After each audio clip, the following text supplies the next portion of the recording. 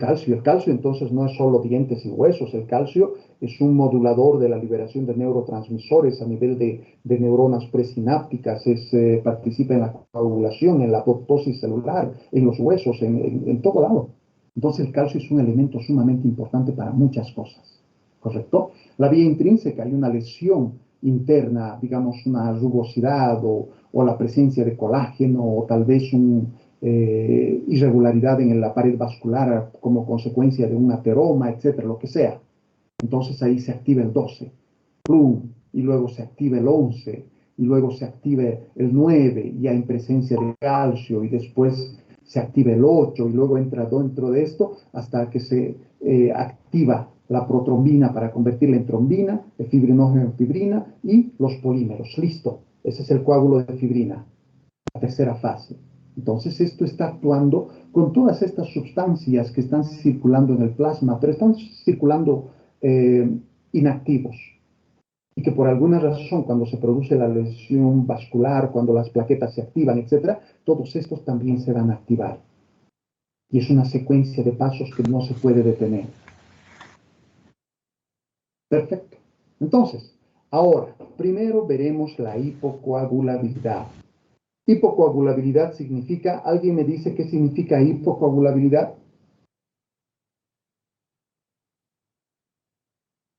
Doctor, ay, me olvidó. ¿Qué pasa, Doctor, pues? ¿sería disminución en coagular? Que no puede coagular rápido. Muy bien, que tiene problemas para coagular, que no puede coagular rápido, que tiene, díganle como quieran. El punto es, la sangre tiene dificultad para coagular. Es una situación de hipocoagulabilidad. Significa disminución de la capacidad de coagulación de la sangre. ¿Verdad? Si queremos hacerlo más complejo y más largo, pero puedo expresarlo de diferentes maneras como ustedes bien lo han hecho. Entonces, dentro de esta hipocoagulabilidad, ya sabemos, tenemos tres. Las diatesis hemorrágicas plasmáticas, que ahí donde fallan, los que fallan son los factores plasmáticos. La diatesis hemorrágica trombocitaria, que ahí donde fallan son las plaquetas. Y la diatesis hemorrágica vascular, que los que fallan ahí son los vasos sanguíneos. Entonces, si yo analizo, cuando dice diatesis hemorrágica plasmática, significa, no hay factores plasmáticos. ¿Será que el hígado está enfermo? ¿Será que no hay vitamina K? ¿Será que estos han sido destruidos por veneno de serpiente o por enfermedades autoinmunes, etcétera?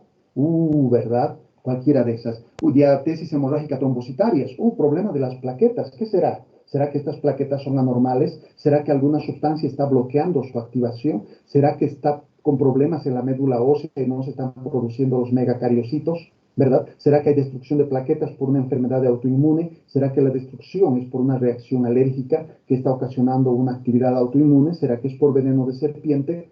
Tengo muchas posibilidades, ¿correcto? Y con la vascular igual. ¿Será la deficiencia de alguna sustancia, tal vez de vitamina C, tal vez la deficiencia de otros compuestos, tal vez un problema de malformaciones vasculares? Entonces tengo que pensar en todas esas posibilidades, ¿correcto? Veamos. Las diatesis hemorrágicas, la primera, diatesis hemorrágica plasmática. ¿Cuántos hay diatesis hemorrágicas plasmáticas? Acabamos de ver dos cuando vimos los factores plasmáticos. Las hereditarias. Significa herencia, ¿verdad? Hereditaria. ¿Qué significa? Que si tus papás tienen esto, tú vas a tener. ¿Qué les falta? En la hemofilia de tipo A le falta el factor 8. Y en la hemofilia de tipo B le falta el factor 9. Si no tienen esos factores, las personas mueren sangrando y ya.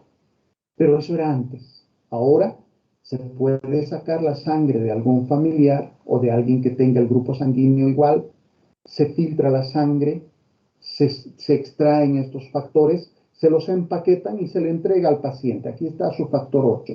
Y el paciente pues irá con su factor 8 y se hará colocar con su enfermera o en su hospital. Y listo, va a tener factor 8 por unos días, ¿verdad? Y después va a tener que repetir este procedimiento por el resto de su vida, pero al menos no se va a morir sangrando como antes sucedía. Ahora, hereditarias y adquiridas, ¿verdad? Primero dijimos que hay congénitas y adquiridas, y las congénitas y adquiridas pueden ser hereditarias o no hereditarias. Esta es hereditaria. Y la adquiridas son por el uso, por ejemplo, de un anticoagulante súper poderoso al que le tenemos miedo. Heparina. La heparina es un anticoagulante que sí, las células cebadas la liberan en pequeñas cantidades en el organismo normalmente, pero esta heparina también la tenemos en ampollas. Cuando un paciente se hospitaliza y necesitamos que su sangre no se coagule, le ponemos heparina, pero le tenemos miedo, porque a veces estos pacientes con heparina se morían con sangrados, súper potente. Actualmente, menos mal, ya tenemos productos mejores que la heparina. Hay unos que se llama heparina de bajo peso molecular, es decir, han utilizado la heparina, la han modificado y han convertido un anticoagulante que no sea tan poderoso y peligroso como la heparina. Y ese ya no tiene tantas complicaciones, heparina de bajo peso molecular, que esa es la que se utiliza hoy en día. Perfecto. ¿Qué más? Inmunocoagulopatías. Alguien que me diga inmunocoagulopatías, ¿qué significa?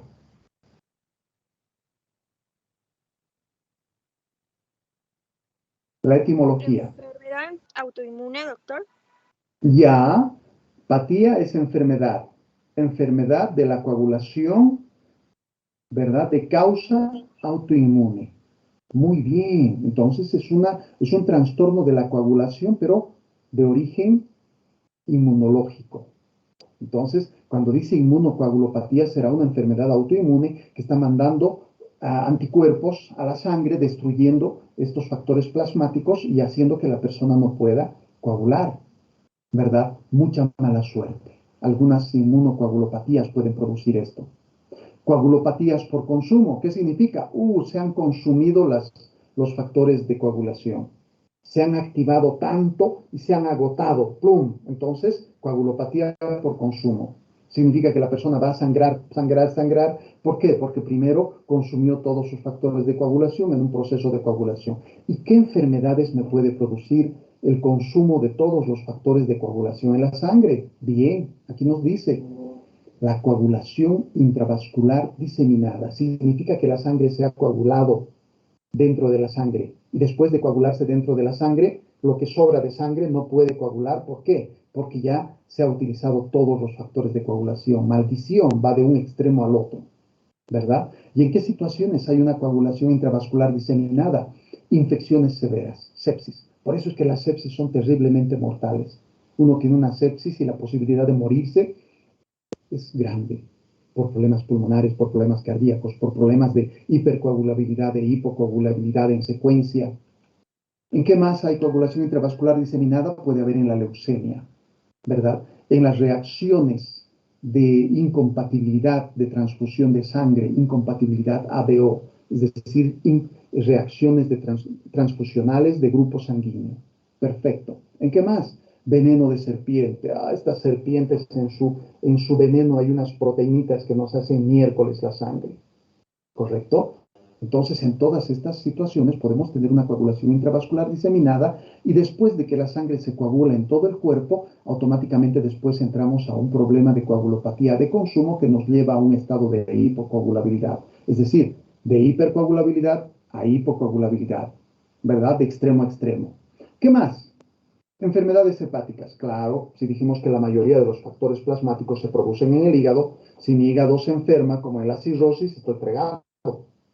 Me voy a morir con hemorragias por todo lado. Por eso las personas que toman demasiada bebida alcohólica y hacen cirrosis, antes de morir, visitan cada semana al hospital, sangrando por la orina, sangrando por el esófago, y es decir, por las heces, sangrando por las encías, por todo lado, ¿no? Ese es el problema, enfermedad hepática. Ahora, podría ser que el hígado esté bien, pero no tenemos vitamina K.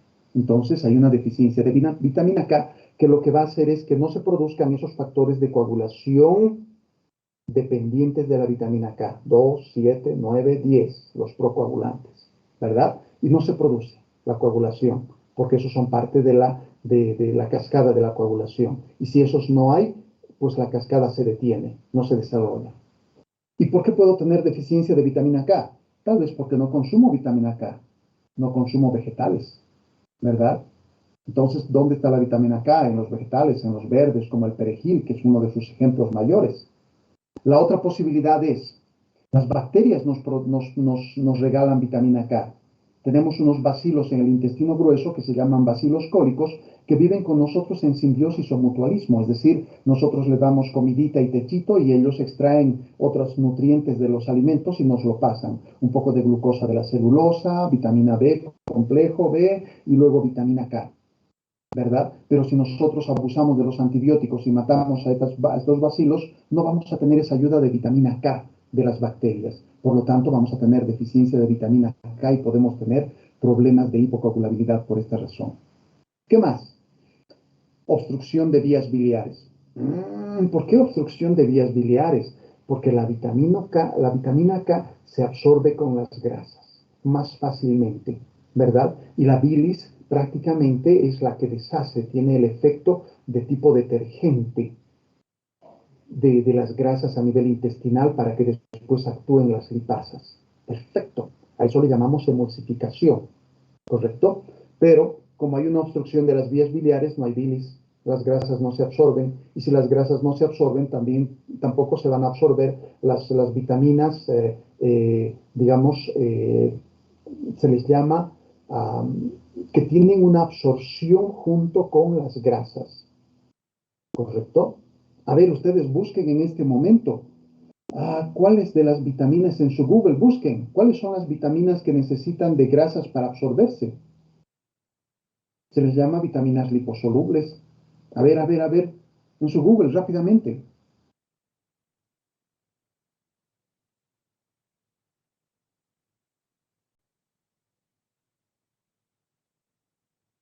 ¿Listo alguien?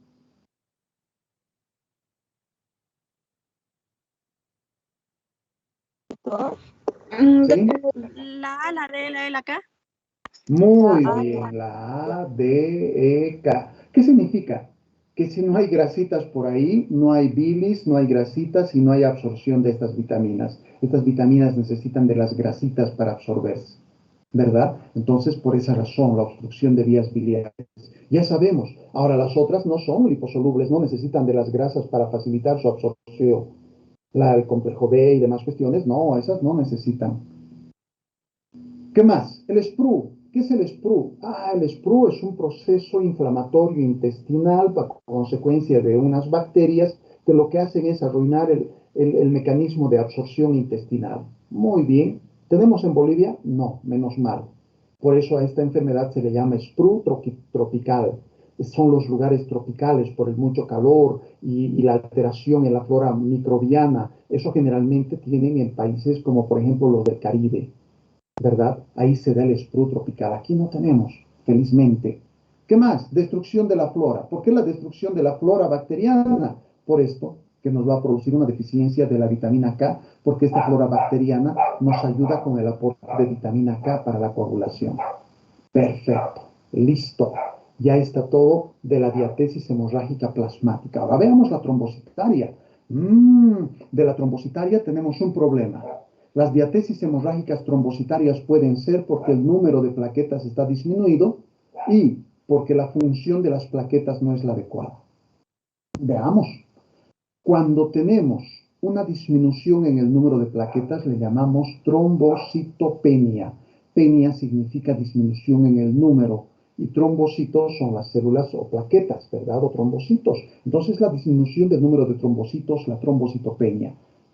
Diatesis hemorrágica trombocitaria, trombocitopénica. Muy bien, disminuye el número. ¿Por qué puede disminuir el número de trombocitos? Aplasia. ¿Qué significa aplasia? Significa que la médula ósea no está funcionando. Eso es aplasia. Dejó de funcionar. Y si deja de funcionar, no produce eritrocitos, no produce leucocitos y no produce los megacariocitos que se van a convertir en fragmentos que son las plaquetas, ¿verdad? La pregunta es, ¿por qué diablos dejó de funcionar mi médula ósea? Aquí tenemos VIH, que es que prácticamente la invasión por el virus de SIDA, ¿verdad? De inmunodeficiencia. Rayos X, peligroso para ustedes porque utilizan muchos rayos X, especialmente para la endodoncia. Tienen que utilizar siempre los trajes especiales de plomo para evitar ser afectados por los rayos X. También los médicos radiólogos, los que se encargan en la interpretación y sacar los técnicos y todo lo demás. Y fármacos. Fármacos, a ver qué fármaco. La dipirona puede producir este problemita, pero no, la dipirona no la usamos tanto y además produce neutropenia principalmente y cuando se deja de usar todo se recupera. A ver, otro. Hay un antibiótico que se llama cloranfenicol. El cloranfenicol es un antibiótico que ya no lo usamos justamente por esa razón, porque producía depresión, aplasia de la médula ósea, aunque también era reversible. Pero tenemos otras sustancias como algunas sustancias que se utilizan, por ejemplo, contra el cáncer, las sustancias que se utilizan contra los pacientes psicóticos como sales de oro, etcétera, etcétera, que nos pueden producir esta aplasia. ¿Correcto? Muy bien. ¿Qué más? Alguien que destruya muy rápidamente a las plaquetas. Y no solo destruye las plaquetas, también los glóbulos rojos y blancos. Se llama hiperesplenismo. Hiper es aumento y esplenismo significa actividad del vaso. Entonces el hiperesplenismo es un aumento de la actividad del vaso. ¿Y para qué diablos sirve el vaso? El vaso era un depósito de sangre. El vaso es un lugar donde se pueden formar los linfocitos porque es tejido linfoide. Y el vaso también es un mecanismo de control de la edad de las células de la sangre. Porque cuando las células están pasando, el vaso se contrae y los viejitos se destruyen. Entonces está controlando que los viejitos sean destruidos. Pero cuando hay una hiperactividad del vaso, este puede destruir viejitos y jovencitos. Entonces hay una destrucción de plaquetas en grandes cantidades y nos va a llevar a una diatesis hemorrágica de tipo trombocitaria. Idiopática. Idiopática. ¿Quién me dice qué significa idiopática? Algo que es de causa desconocida. Muy bien. Como la medicina es tan compleja, porque es a nivel molecular, sustancias que comunican entre estructura y estructura, es decir, mensajeros químicos y toda la demás cuestión, a veces es difícil de saber cuál es la causa. De muchas enfermedades no sabemos. De la hipertensión, el 95% de las hipertensiones no sabemos la causa. Teorizamos, decimos, tal vez sea el problema del sistema renina-angiotensina-aldosterona C, ¿verdad? La migraña, no sabemos. Dice, pero es un problema vascular porque ese latido en el cerebro parece un vaso sanguíneo que se está contrayendo y dilatando, entonces parece vascular, pero no sabemos con exactitud. Entonces, a todo aquello que no sabemos cuál será la causa, le ponemos el nombre de idiopático. Entonces diremos, es una diatesis hemorrágica, ¿verdad? Trombocitaria idiopática, significa de causa desconocida. Y eso hacemos, todo lo que veamos idiopático significa de causa desconocida. Ahora, ¿qué otras cosas más podrían producir la destrucción de los trombocitos? Alergias a fármacos. Tomamos un medicamento y ese medicamento nos causa una reacción alérgica. Se empiezan a formar anticuerpos y esos anticuerpos destruyen las plaquetas. Esto es una gran mala suerte, ¿verdad? Porque a veces tomamos medicamentos a montones y en algunos de los pacientes le va a producir este problema. Destrucción de plaquetas y una diatesis hemorrágica trombocitaria o trombocitopénica. Maldición, qué mala suerte. ¿Por qué a mí? ¿Verdad? Ejemplo de fármacos, sulfas. ¿Dónde tenemos sulfas? En el cotrimoxazol, el Bactrim, ¿verdad? Porque el Bactrim es trimetropin sulfametoxazol y ese sulfametoxazol es una sulfamida. ¿Qué más? La quinina. ¿Para qué se utiliza la quinina? Para la fiebre reumática. No, digo la fiebre amarilla. Fiebre amarilla, que es una enfermedad tropical. ¿En qué más se está utilizando la quinina hoy en día? La hidroxicloroquina, en fiebre reumática, en enfermedades autoinmunes.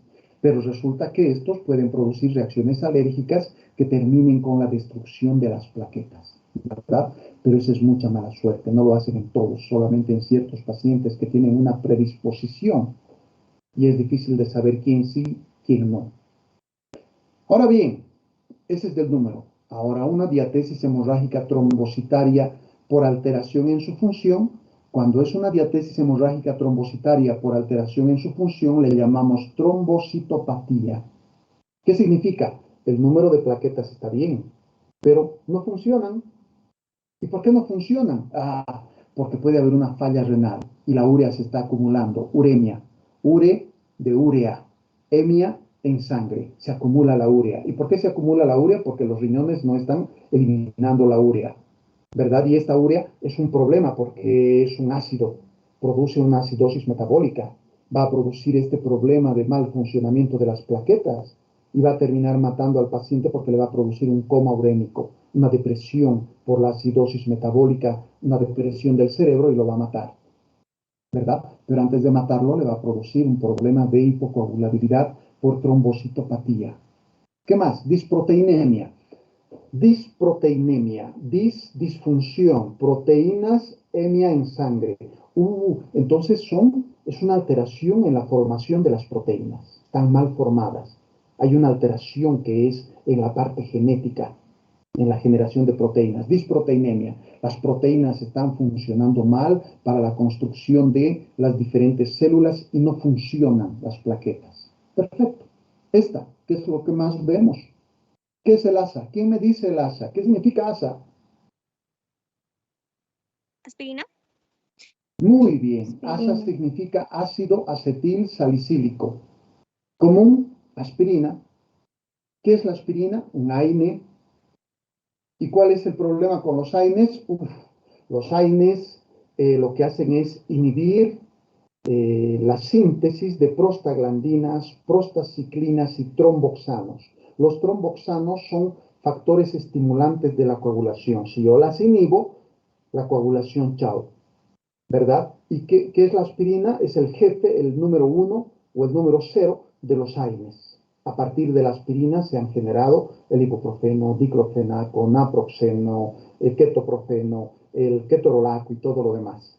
Solo que la aspirina es el que más tiene efecto de tipo anticoagulante. ¿Qué es lo que hace la aspirina? Inhibe la función de las plaquetas.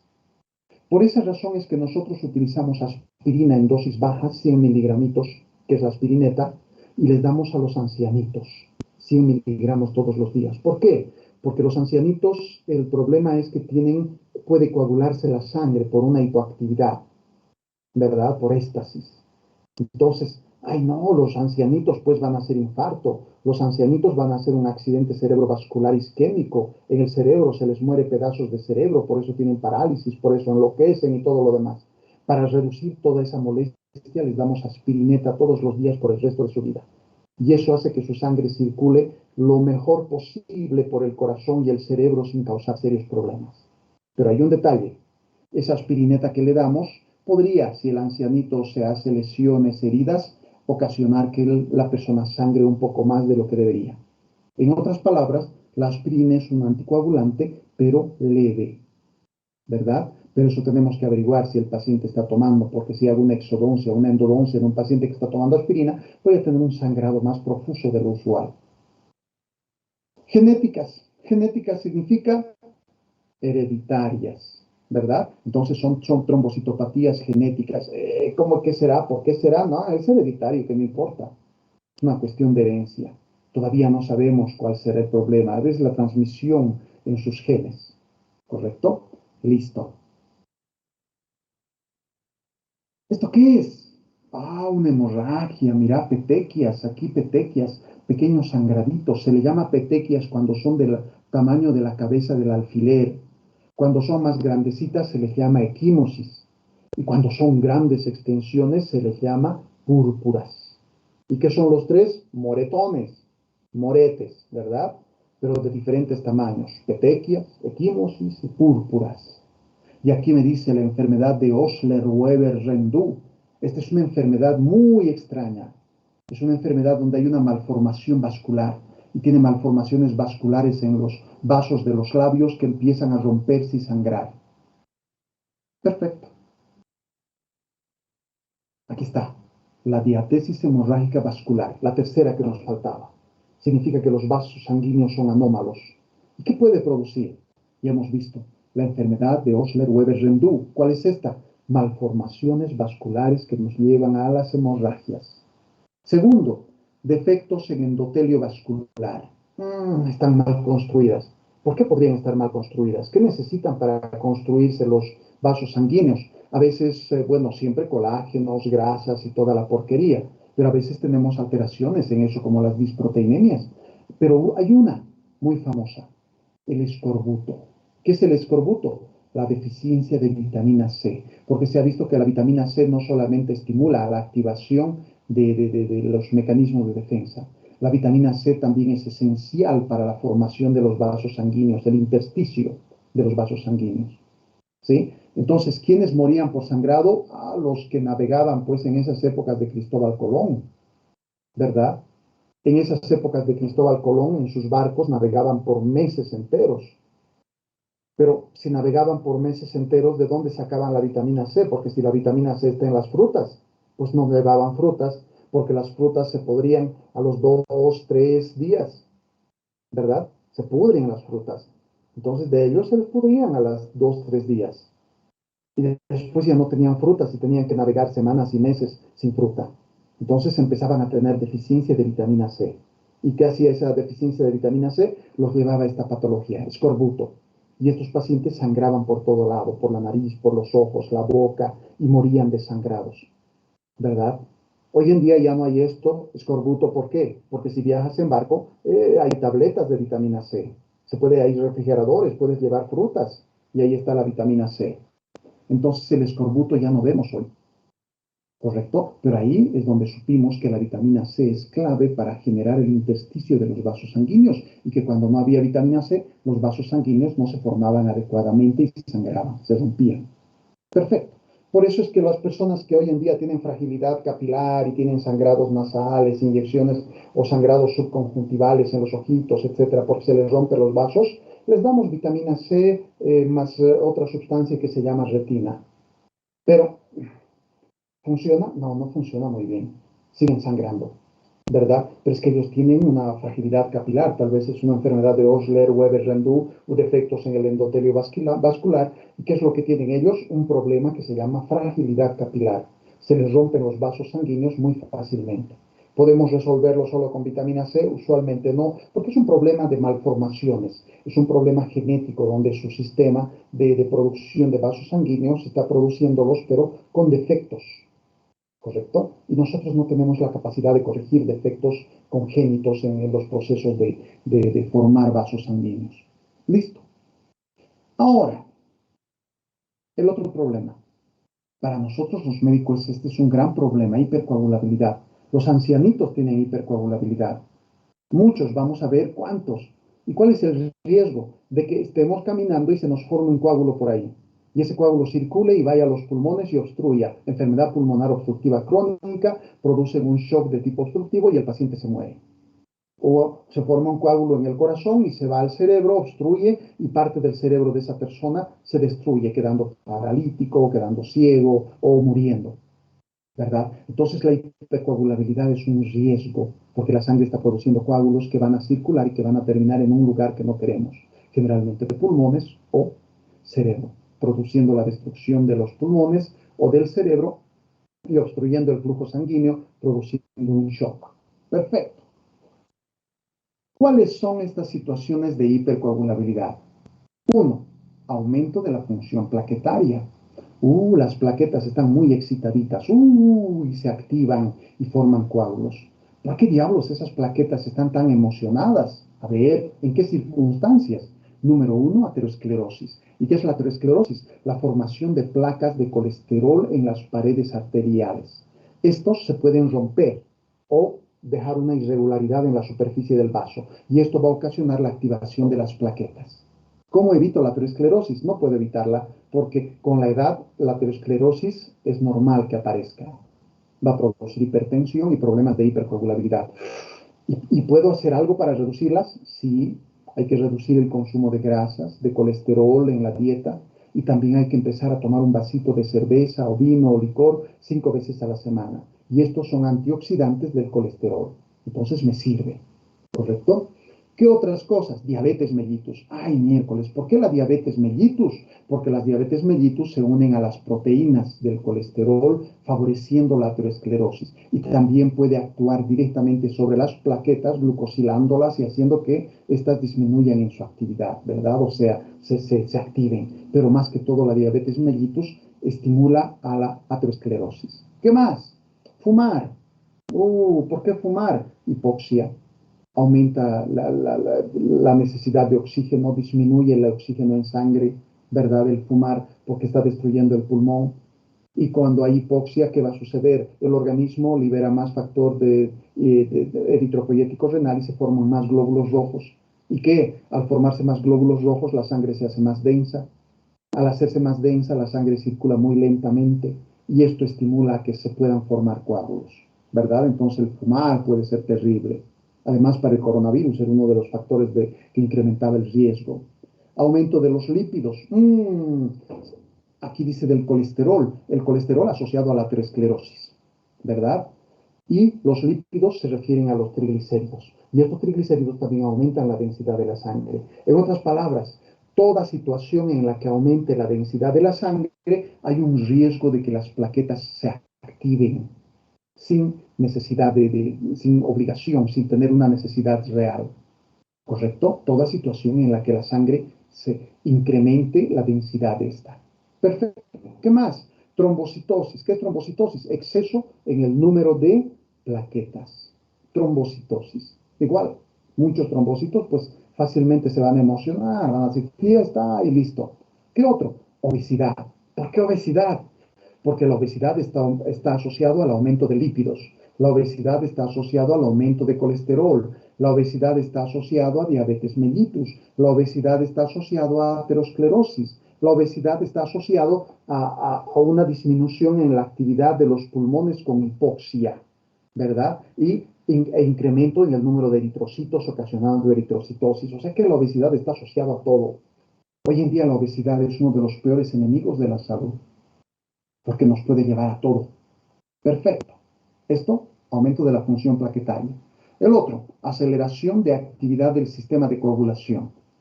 Bien, ¿por qué se me aceleró el sistema de coagulación? Casi los mismos. Embarazo y puerperio. Embarazo, ¿por qué? Porque hay cambios hormonales en la mujer y estos cambios hormonales pueden ocasionar la hiperactividad del sistema de coagulación. Pero también puede producir acumulación de agua, hay una retención hídrica y esa retención hídrica se produce por encharcamiento en diferentes áreas, éstasis que pueden activar la coagulación.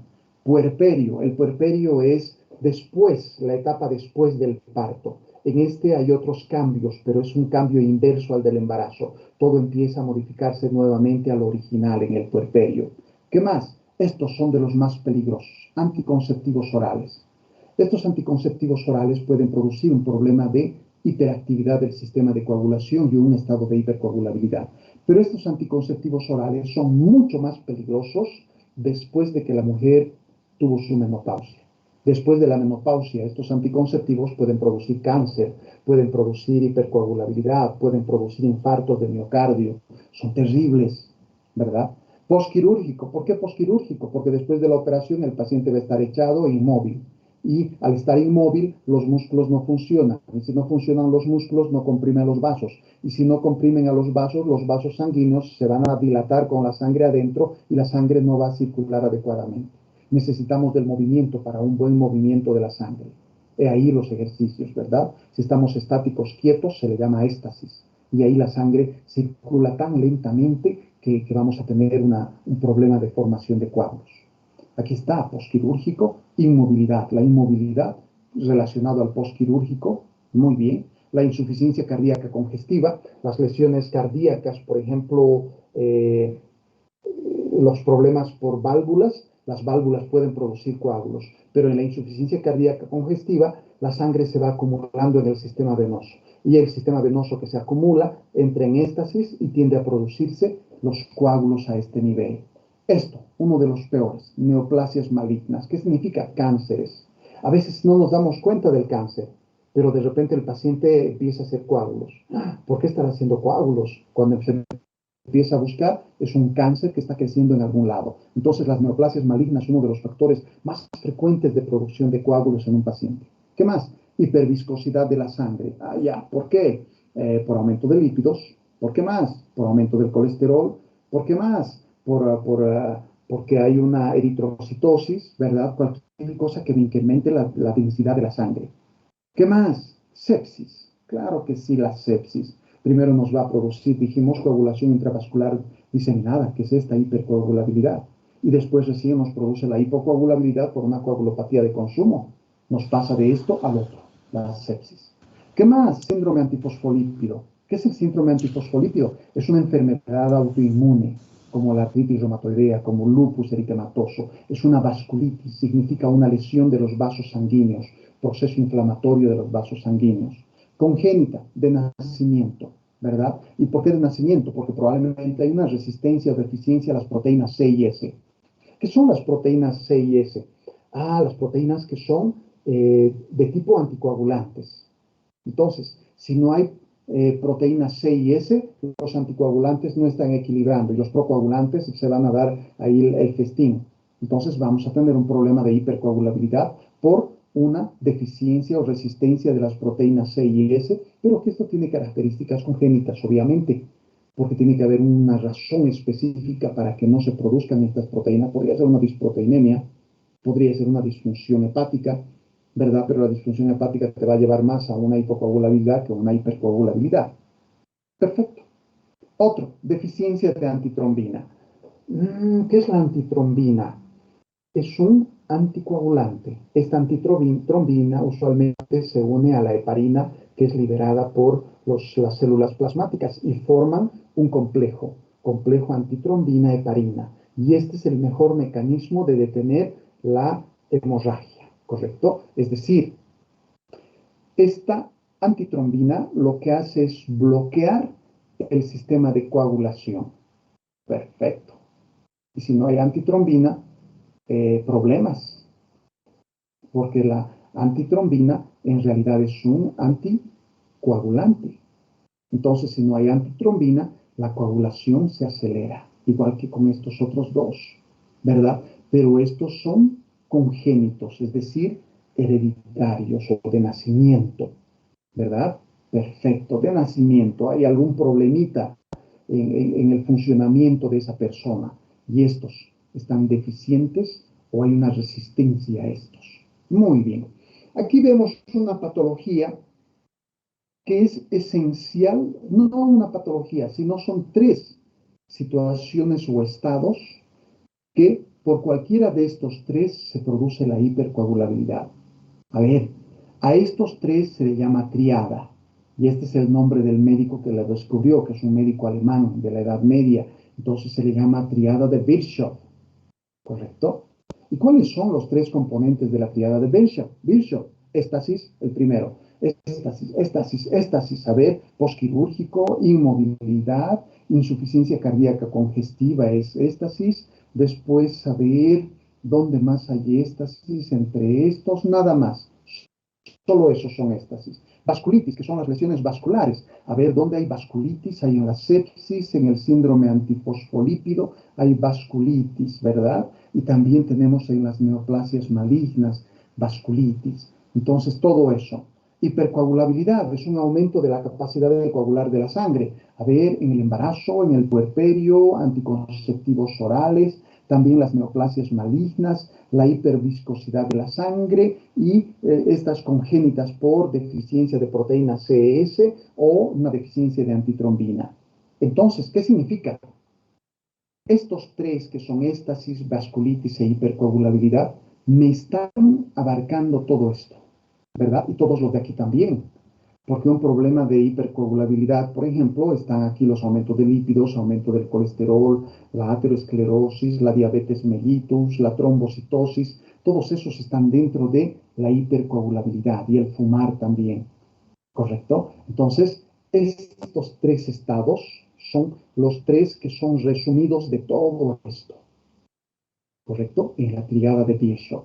Perfecto, porque entonces patologías me hacen uno de los tres, o éstasis, o vasculitis, o hipercoagulabilidad. Y hemos visto que la hipercoagulabilidad es la mayoritaria en todos estos.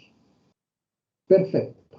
Aquí está la triada de Virchow otra vez. 1856, el doctor Virchow, alemán, toda una eminencia, montón de patologías y signos llevan su nombre. Entre esos, por ejemplo, ¿se acuerdan de la inflamación? ¿Cuáles son la inflamación? Tumor, rubor, dolor, calor. 4, tetrada, un romano, Celso, de la época antigua. Y luego viene el quinto, pérdida de la función, que te lo dijo Virchow, ¿verdad? La pentada de la inflamación. Pero además es esto, y además tiene otras patologías más. Aquí, fármacos que predisponen a las hemorragias. Hace rato dije que teníamos que preguntar qué fármacos toma. ¿Y cuáles son los fármacos peligrosos? Pero vamos a ver un montón que utilizamos todo el tiempo y que no nos producen una hipocoagulabilidad. Pero es una cuestión de interacción entre el fármaco y la persona. A eso le llamamos idiosincrasia. Significa la sensibilidad de la persona a ese fármaco y la predisposición para producir el problema. Por ejemplo, yo utilizo penicilina y nunca he tenido hipocoagulabilidad, ¿verdad? Veamos. Acetazolamida. Ya no se utiliza. La acetazolamida es un diurético antiguo.